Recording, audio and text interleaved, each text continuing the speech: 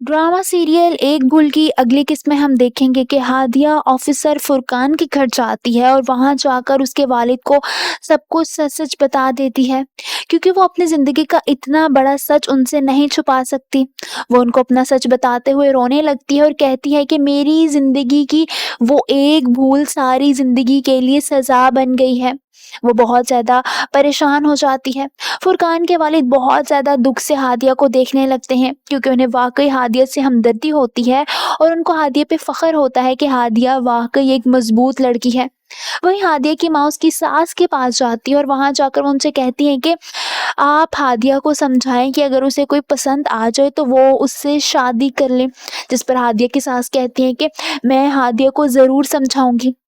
वहीं ऑफिसर फुरकान हादिया को वापस घर छोड़ने जा रहा होता है और मुस्कुराते हुए हादिया से कहता है कि आप जैसे लोग भी खुशफहमी पाल सकते हैं, मुझे इस बात की उम्मीद नहीं थी।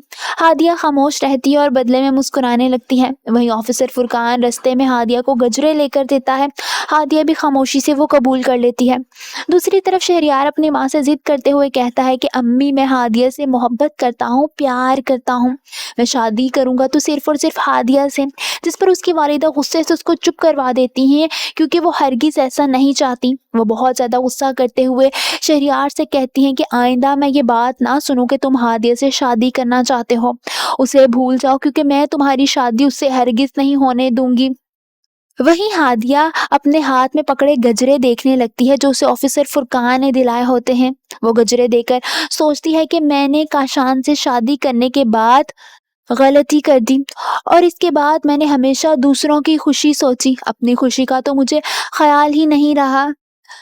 वो बहुत गौर से ऑफिसर फुरकान के दिए हुए गजरे देखने लगती है और सोचती है कि क्या उसे इस शख्स को अपनी ज़िंदगी में आने का एक मौका देना चाहिए।